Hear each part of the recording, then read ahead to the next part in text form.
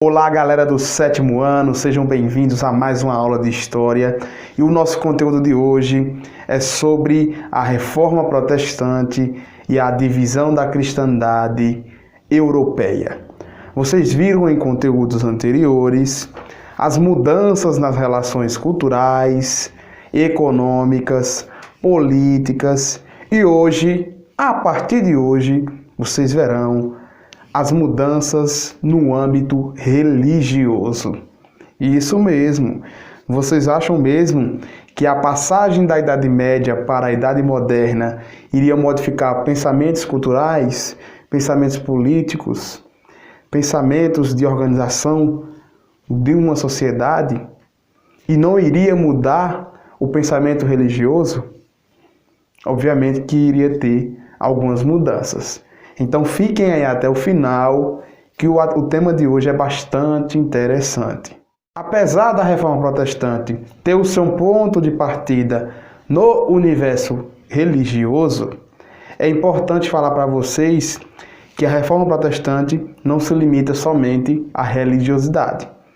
Porque com a Reforma Protestante tivemos mudanças nas relações comerciais, sociais, econômicas e políticas, gente. Isso mesmo. Então a reforma protestante é considerada um grande marco na história do mundo. É o que marca a transição da Idade Média para a Idade Moderna. No ponto de vista político, por exemplo, a centralização do poder na mão do monarca, agora o soberano, que nesse período também está surgindo as monarquias absolutistas. O que é que vai acontecer? O Estado, ou seja, o monarca, vai entrar em conflito com a igreja devido à quantidade de terra. E segundo os monarcas, a igreja estava metendo o nariz onde não era da conta dela. Sem contar que a igreja era bastante poderosa, gente.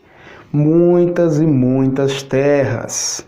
E o que é que o novo monarca, o novo soberano queria? Queria terra. Então, se a igreja estava lá com a maior quantidade de terra, isso de alguma forma iria atrapalhar os novos negócios desse novo Estado, que é o Estado absolutista. Outra coisa que influenciou bastante no desentendimento dos novos estados absolutistas e a Igreja Católica foi a cobrança do dízimo. A Igreja cobrava o dízimo das pessoas. E para o novo Estado, o Estado absolutista, isso era visto como algo negativo, porque os cofres públicos do Estado iriam perder parte do seu imposto, porque as pessoas pagavam à igreja e não ao Estado. Então, a cobrança do dízimo foi, sem dúvidas, um dos grandes fatores que causaram desentendimento entre os novos soberanos e a Igreja Católica. No âmbito econômico, da economia, ainda na Idade Média, o que é que a Igreja Católica faz para alfinetar a nova classe social que está surgindo, a burguesia? Ela cria uma doutrina conhecida como a doutrina do justo preço. O que seria isso? Nada mais que uma crítica à nova classe social que está surgindo e aos banqueiros. O que era que a Igreja Católica colocava nessa doutrina? Dizia que era pecado a pessoa acumular muito capital. Era pecado a pessoa elevar os juros, isso no caso dos banqueiros. Então, era praticamente pecado fazer o comércio. É isso o resumo. Então, tudo isso aí tem que ser modificado, né? Uma hora ou outra iria ser modificado. E vai ser na Idade Moderna que isso vai ser modificado. Porque, na verdade, a Igreja Católica já estava prevendo que essa nova classe em ascensão, uma hora ou outra, iria chegar lá no topo. Os banqueiros também, né, gente? Porque vocês lembram que eu já expliquei esse processo, né? O processo do fim da Idade Média passando para a Idade Moderna. aquela questão das cidades, dos centros urbanos que estão ressurgindo com o Renascimento. Então é praticamente isso que acontece. A igreja cria essa doutrina, conhecida também como usura, que é a crítica ao acúmulo de dinheiro e aos elevados juros que os banqueiros faziam aí nos seus empréstimos, ou para a pessoa guardar o dinheiro no banco tinha que pagar altos juros. Então a igreja cria essa doutrina para tentar controlar essas novas classes sociais, ou essa nova classe social, que são os burgueses, os comerciantes e os banqueiros. Aí, gente, vocês estão vendo aí que tem um quadro sendo montado, né? Eu falei da questão da política. O Estado estava praticamente sendo contra a Igreja Católica. E agora eu falei da questão econômica, né? Do financeiro. A nova classe social estava sendo contra a Igreja Católica, porque eles viam essa doutrina como algo negativo, era um obstáculo para eles.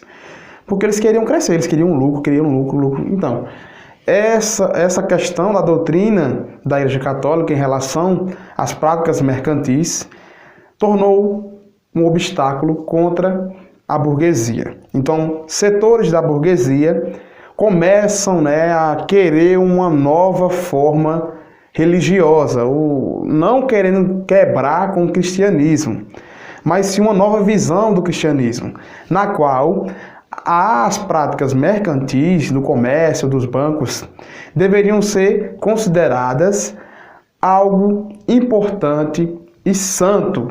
Isso mesmo. O comércio não deveria ser visto como algo negativo, e sim como uma coisa do divino. Entenderam, gente? Tá fácil de compreender, né? A reforma protestante vai ocorrer no século XVI. Porém, temos os precursores da reforma protestante. Isso mesmo, muito antes do Martim Lutero clamar suas teses contra as suas leis, né, contra a doutrina da Igreja Católica, outras pessoas, outros religiosos já teriam começado o processo da reforma protestante. Então vamos para a Inglaterra. Em 1365, o teólogo John Wycliffe criticou os abusos econômicos praticados pela Igreja Católica, como a cobrança do dízimo. Eu falei isso para vocês, né, gente?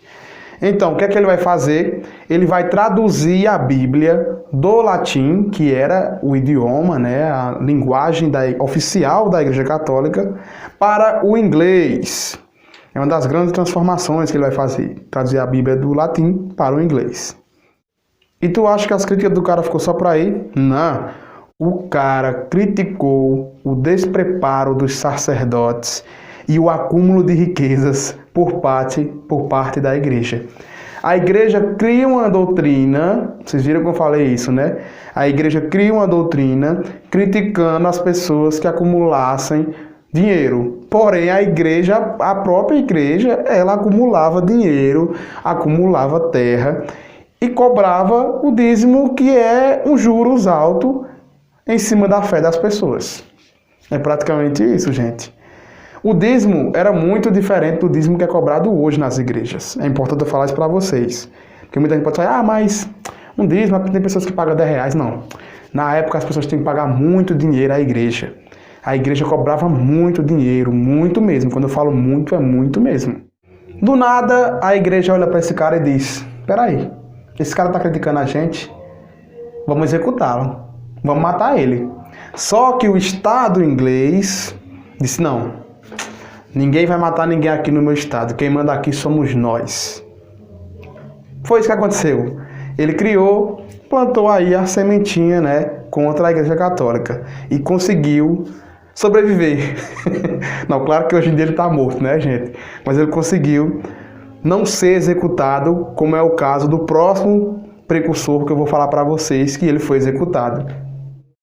Um pouquinho tempo depois do John Wycliffe, né, na Inglaterra, vai surgir um cara em um local chamado Boêmia, que é onde fica atualmente a República Tcheca. Esse cara é o John Hus.